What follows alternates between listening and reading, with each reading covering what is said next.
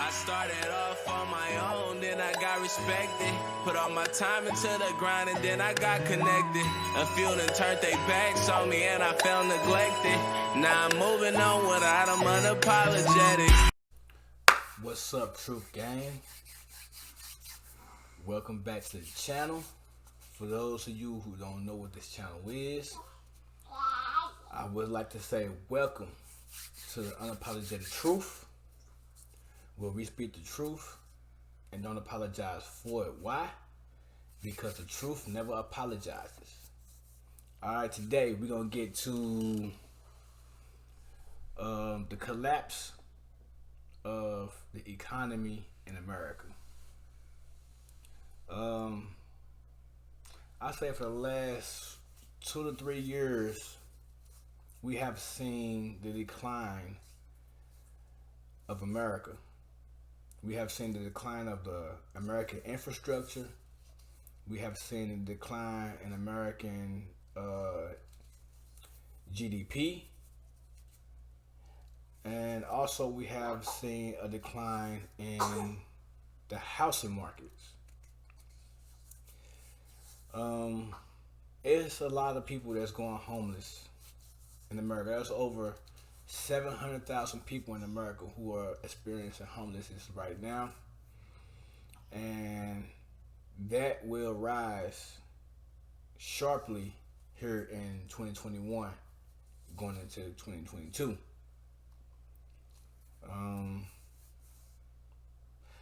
A lot of people going on about their lives, just being focused on other things and not really seeing what's going on here in America, because the not recession but a Great Depression is coming, and people don't see it, but it's coming fast. Let's get to the first video and I'm gonna show you what I'm talking about. 567,715. That's how many homeless people the U.S. Department of Housing and Urban Development counted on a cold January night in 2019. More than 500,000 Americans are homeless on any given night. But on the West Coast, the problem has grown worse in recent years. Things haven't improved with the COVID-19 pandemic. Now, I'm from the West Coast. I'm from California, so I know what the homeless is out, how much homeless people it is out there, and it's getting worse and worse. From like 2003 to 2014, there was a turn of events where homelessness rose very sharply, and it even got higher from 2014 to 2021. There is no city you can go to in California where you won't even see homeless people. People living in tents on the sidewalks. People sleeping in their cars. It's bad out there. But that's not the only place where you're going to see a massive amount of homeless people. They even have a city called Tent City, where there is nothing but rows of tents beyond far as your eyes can see. I'm gonna skip a little bit ahead because we can't get to. I can't let it say anything about, the disease that's going around, because if I do, they're gonna take my video down and demonetize me, and I don't want that to happen. So you know what they're saying right now. But let me skip a little bit ahead, just a little bit. Right there. San Francisco is rushing to contain a coronavirus outbreak that hit its biggest homeless shelter. The homeless population in the county is up 13% from last year, as the city of LA saw a 14% jump. Homelessness is growing, and governments have done too little, too late. There is no doubt that the homeless are stigmatized, and all too often we conflate the issue with mental health, or we just blame the victim. Most people blame homelessness on the person, that they're a bum, or they're lazy, or they made bad decisions. If homelessness was a punishment for bad decisions, we'd all be homeless. But this is a complex issue, and no two stories are alike. There are actually a huge range of forces that often kind of come together and compound one another when it comes to how an individual falls into homelessness. But how did we get here? How did a nation with such wealth and prosperity wind up with 500,000 people on the streets? And more importantly, what can we do about it? It really is an urgent problem, and there's no reason that we shouldn't fix it. I zoomed in with a journalist, 2 nonprofit execs, and a formerly displaced activist to better understand the confounding issue of America's homeless.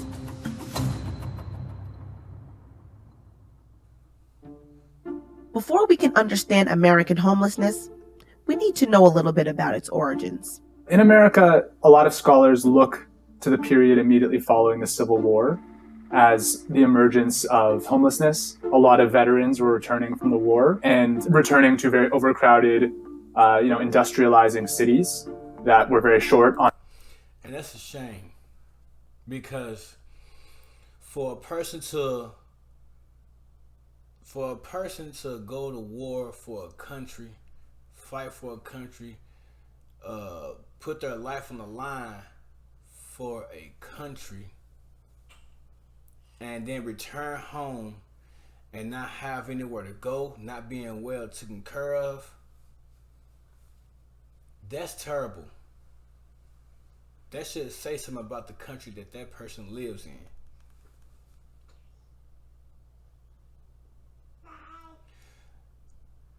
If you're going to fight for a country, you should make sure that country be able to take care of you once you're done, retired, and ready to go home and relax. Not come home and still have to fight in a homeless war. That makes no sense. You should be well taken care of. You should have housing. You should have shouldn't have to worry about food, or you shouldn't have to worry about money, because you sacrificed your life for your country. On housing. Ever since then, there's been a population of people in America who have not necessarily fit into the sort of standard economic narrative. Fields like logging, fishing, mining, they wouldn't really have what we would think of as a stable home. Many people who were what we would call homeless actually did have shelter in places like single room occupancy, apartments and hotels, in what they would call flop houses. In the 1950s and 60s, there was, at that time, urban renewal in cities. So there were just, numerically speaking, a lot fewer of these sort of transitional, very inexpensive housing options. A lot of low-income minority neighborhoods in American cities were ripped apart. A lot of the housing that existed in those neighborhoods was also gone. You have more deinstitutionalization of people experiencing mental illness, starting in the late 70s and 80s. The Department of Housing and Urban Development is getting defunded to a significant degree. And then just deindustrialization and rising economic inequality created a larger population of people that are sort of living in extreme poverty. Now that, of course, is a very... Let me say this. You have $1.4 trillion. $1.4 trillion to give people through a stimulus. 1.4 trillion. But you cannot correct the homelessness in your backyard. Let me say this again. You have 1.4 trillion, not million, not billion, but trillion to give to people, but you cannot correct the homelessness right in your backyard. Can you make that make sense for me? Because I don't understand it.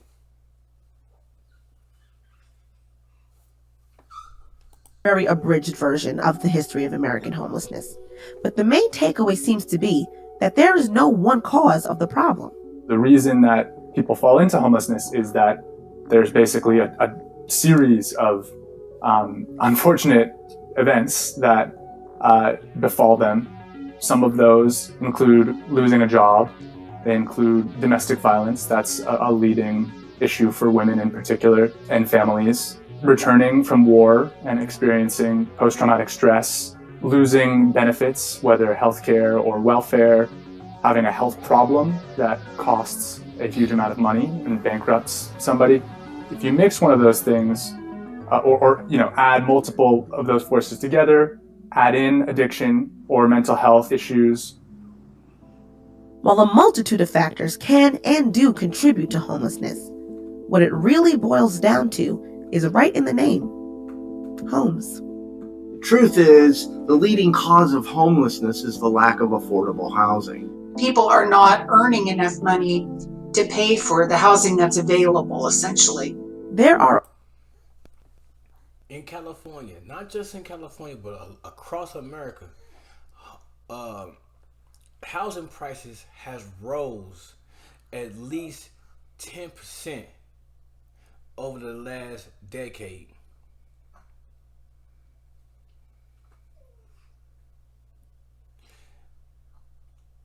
Housing has rose, the price of housing has rose, but not your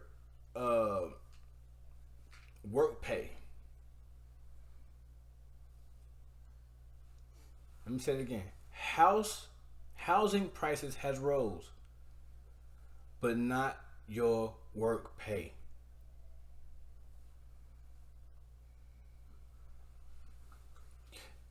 You're making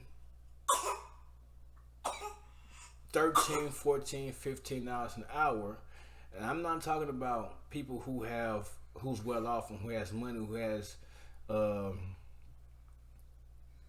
7-figure paying jobs. I'm talking about the everyday hardworking American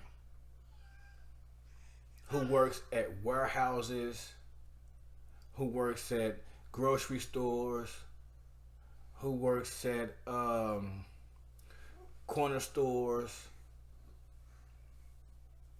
gas stations. These people is making $12, $13, $14 an hour. They cannot afford housing on their own.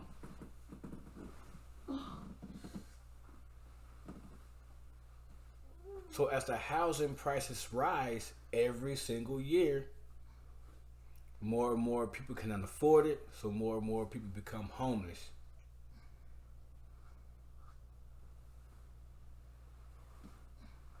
In California, for a studio bedroom, for a studio apartment, it's going to cost you at least $1,400 a month.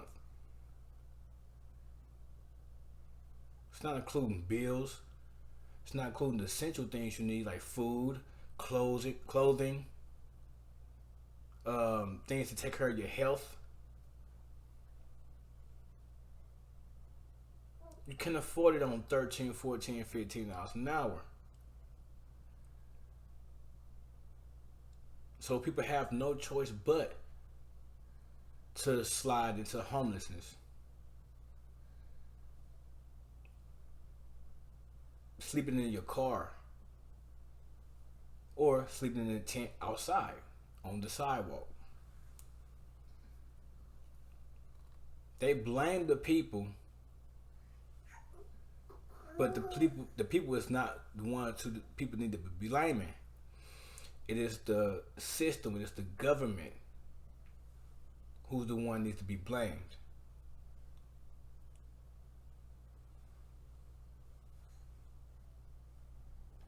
There are approximately 11 million low-income renters in America. Research from the Federal Reserve found that 59% of Americans are one paycheck away from being homeless.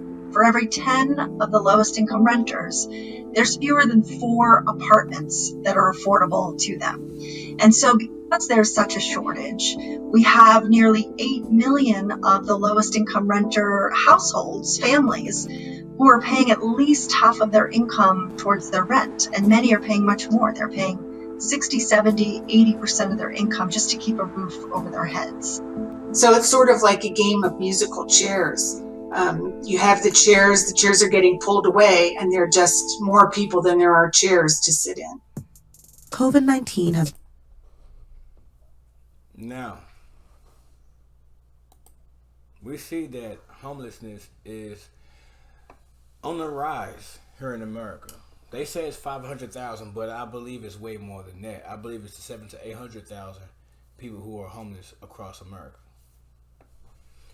Now, let's get into some more things about the collapse and the decline of America as a whole, right? Let's see some of the stores that are closing. Top stores that are closing here in America, right?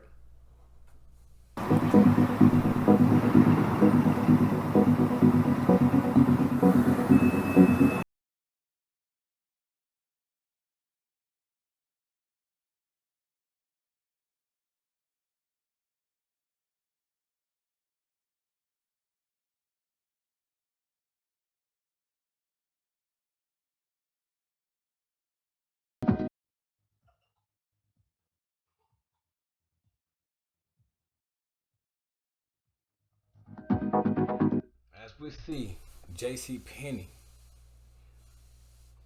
one of the retail giants, JCPenney, is closing almost all of their stores.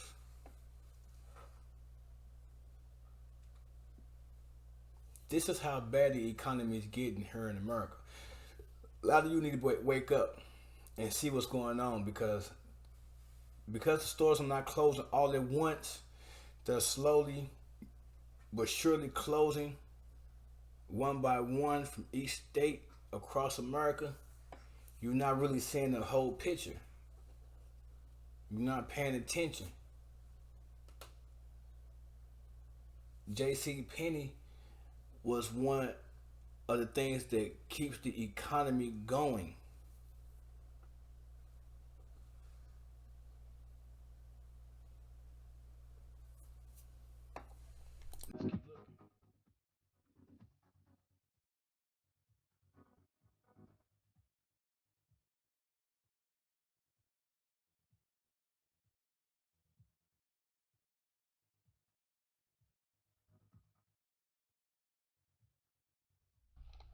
Toys R Us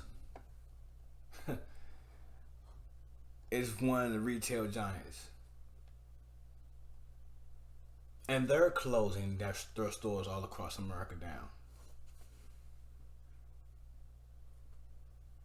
These stores are a big part of the economy.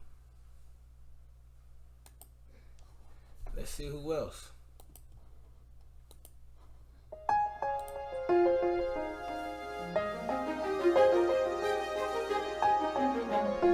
A lot of you know what Sears is.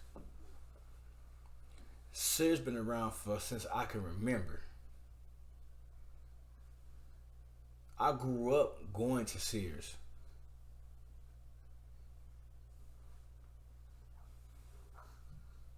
This is one of the biggest retail giant stores that sustain the economy here in America. Guess what? They're closing their stores. Come see the softer side of Sears.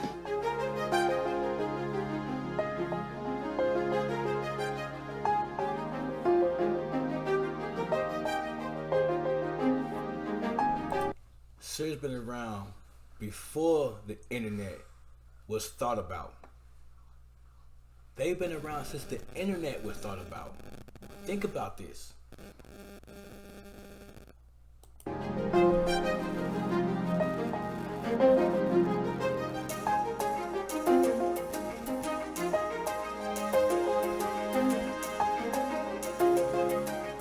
There's more for your Christmas at Sears.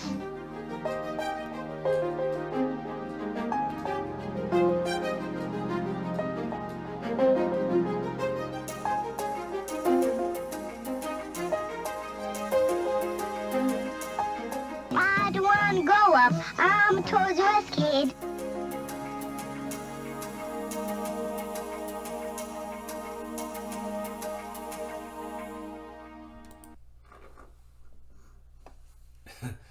These stores are closing down. These stores are closing.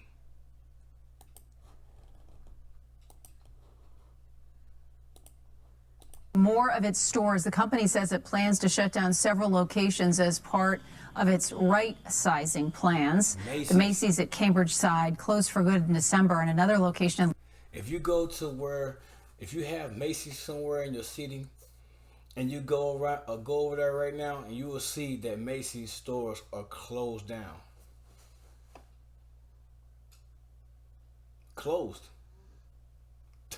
There will be no more Macy's pretty soon. So why all these big retail giant stores are closing down? But before then, you'll see when people were investing their money, before Macy's was even thought about closing down, guess what? Their stocks shot up. People made a lot of money off them stocks. And guess what happened after that? The stocks crashed. Soon after the stocks crashed, guess what? Stores start closing down left and right.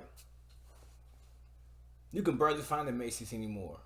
You used to have Macy's inside the malls. Go to the mall. Tell me if you can see, if you can find you a Macy's there.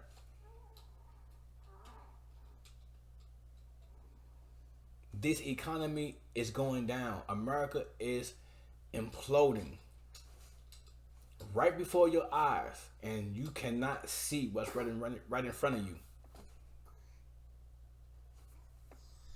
Leominster is set to close later this year. Other Macy's in Massachusetts, though, expected to remain open.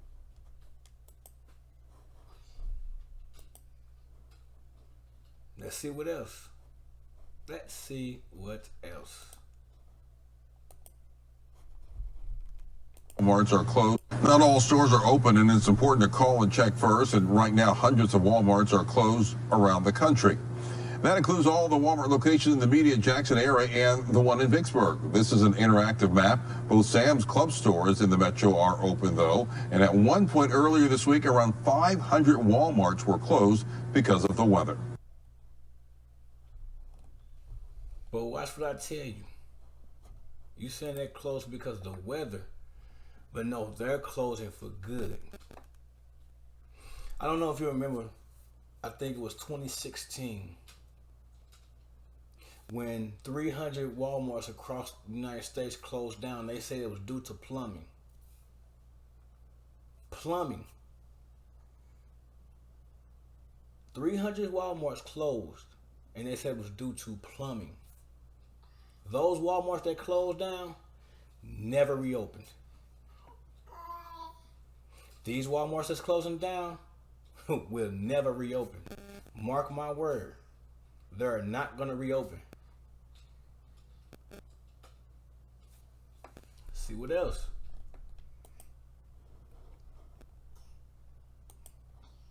Us now is Michelle Meyer, Bank of America's head of U.S. economics. Mike Santoli with us as well. Michelle, it must be hard as an economist right now to make projections and forecasts on numbers. You guys are doing it. What are you looking at right now that tells us we're in recession and it's going to get deeper?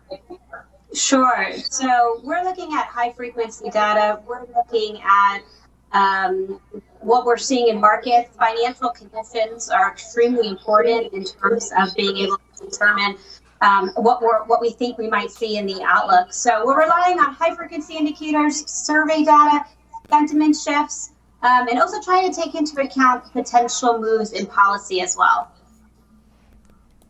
Now listen to this woman. She's a spokesman for Bank of America. So these banks are knowing what's finna happen. Banks know what's gonna happen before a lot of other people know what's gonna happen. And they're even saying that we're going into a recession. But with me personally, I don't think we're going into a recession. I think we're going into a Great Depression. With all these massive stores closing, with all these high prices shooting up and people cannot afford anything, we're going into a Great Depression. And Michelle, what numbers have you come out with? So unfortunately, we do think it's a recession, and we think we're already in the recession. So what we're really focused on is trying to understand Q2 GDP, and we think it's going to be quite a large decline. We're looking for a 12% drop on a quarter-over-quarter annualized basis in Q2. That would be the biggest in post-war history. So it sounds severe, and it is severe. But the good news is that we think it will end up being somewhat short-lived, and we do look for positive growth to start in the third quarter. So for the full year, we think we'll see minus 0.8%. Minus 28%. Do you know how hard it's going to be bounced back from minus 28%? Minus 28%. Listen to this. Now, for those of you who don't know, America is going into a Great Depression. Believe me.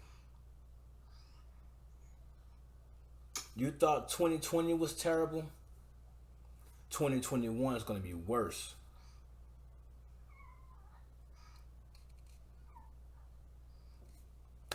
Well, that's all I got for you today. I'll be back with y'all with another one. I appreciate you guys for all of you who's been supporting the channel. Trying to get this channel up to at least 500.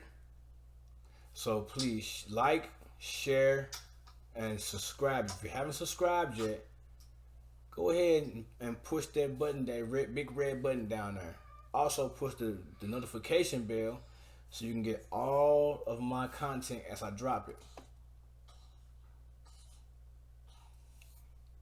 But again, thank you for all the ones who have supported me and continue to support. I really appreciate it.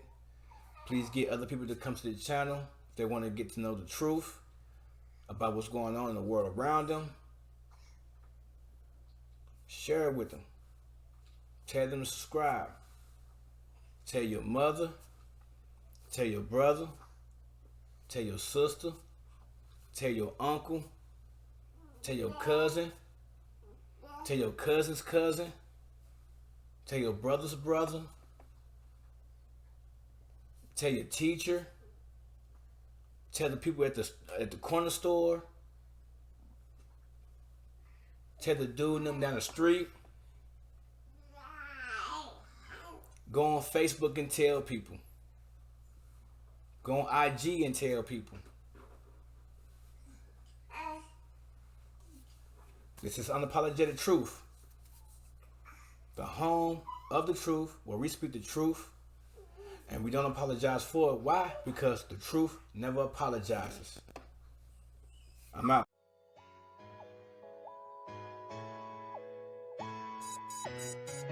I started off on my own, then I got respected. Put all my time into the grind and then I got connected. A few done turned their backs on me and I felt neglected. Now I'm moving on without them unapologetic.